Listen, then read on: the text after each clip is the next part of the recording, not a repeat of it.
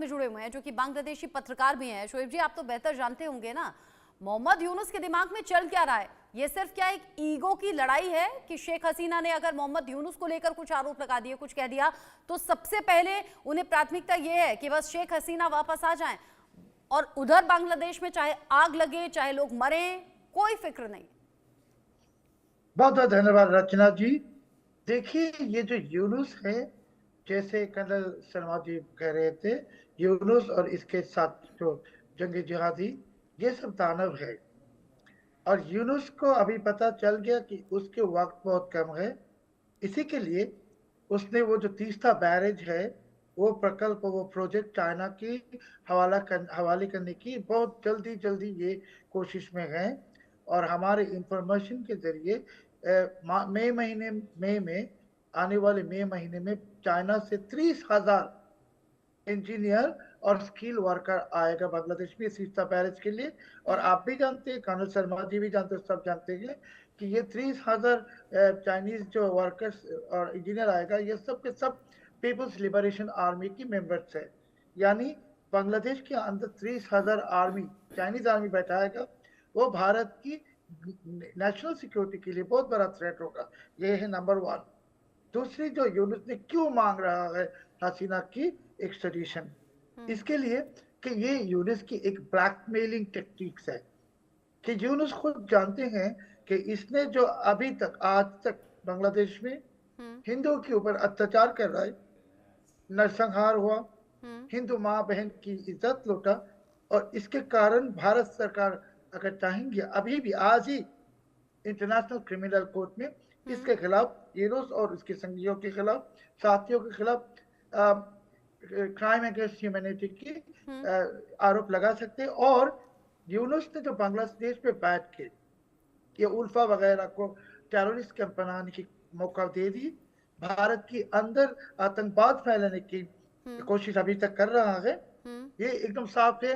Colonel साहब भी जानते, बहुत हमें मुझसे ज्यादा जानते हैं कि ये क्रॉस बॉर्डर टेररिज्म की एलिगेशन इज वेरी सीरियस।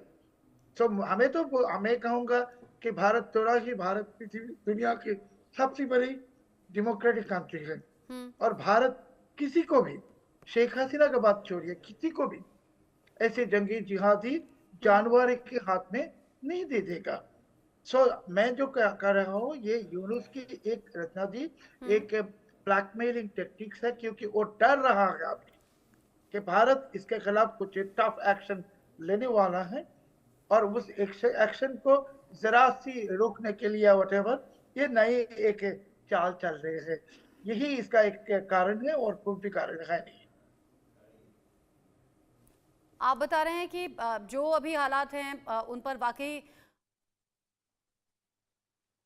लेकिन हाँ, जहां शेख हसीना को लेकर बार बार मोहम्मद यूनुस बयानबाजी भी दे रहे हैं, और इधर शेख हसीना भी भारत में बैठे हुए बता रही हैं कि वापसी उनकी होगी, और चैलेंज एक तरीके से करती हुई नजर आ रही है। लेकिन क्या इतना भर काफी है?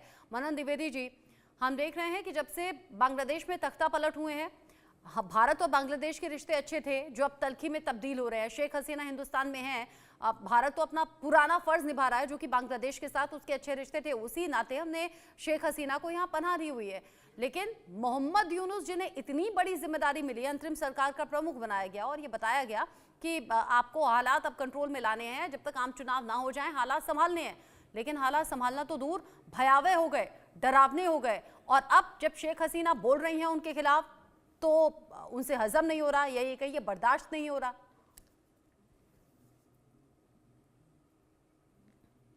मनन द्विवेदी जी,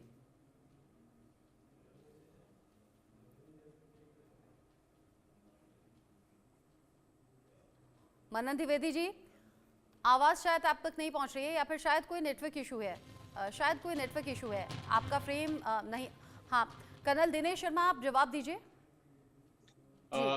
मैडम, रिंकी मैडम, मैं ये बताना चाहता हूं कि मोहम्मद यूनुस को क्या ड्यूटीज या रिस्पॉन्सिबिलिटी मिली थी जबकि ये इंटरिम सरकार के सलाहकार बनकर आए थे डायरेक्टली, जो है वॉशिंगटन से, जो बिडेन के पिट्ठू हैं ये, जब ये वहां से आए थे, इनके सिर्फ 3 इनकी जिम्मेवारियां थी। एक तो आपने लॉ एंड ऑर्डर को मेंटेन करना है, फाइनेंशियल कंडीशन के ऊपर कंट्रोल रखना है, और तीसरा आपने इलेक्शन करवाने हैं, जल्दी से जल्दी इलेक्शन कराने हैं। हाँ। लेकिन इन 3 चीजों के ऊपर कंट्रोल करने की बजाय ये भाई साहब जो हैं हाँ। पता नहीं किस डायरेक्शन में जा रहे हैं। हाँ। आपको किसने बताया कि आप फॉरेन पॉलिसी के लिए डिसीजन ले?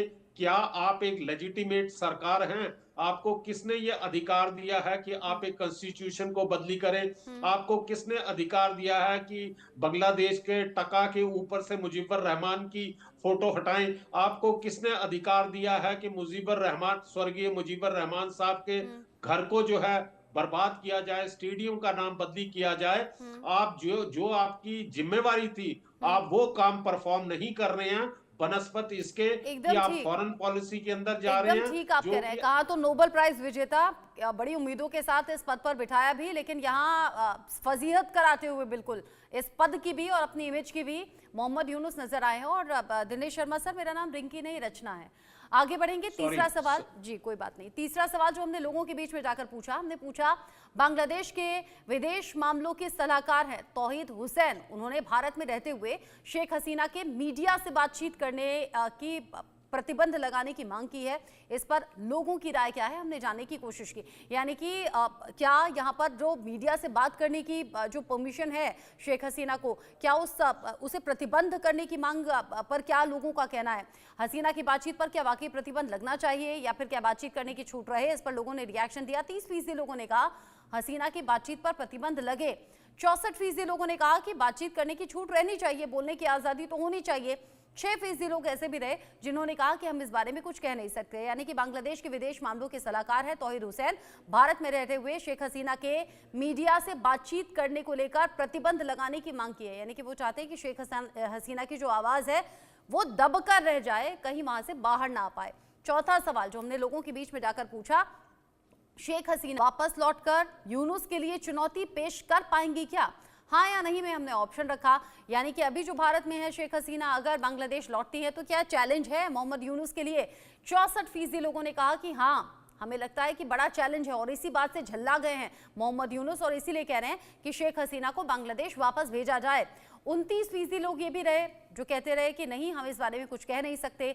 7% लोगों ने कहा नहीं, यहाँ पर 29% लोगों ने कहा है कि नहीं, ऐसा नहीं होना चाहिए। यानी कि यहाँ शेख हसीना किसी तरीके से चैलेंज खड़ी करती हुई नजर नहीं आ रही है। 7% लोगों ने कहा कि हम इस बारे में कुछ कह नहीं सकते।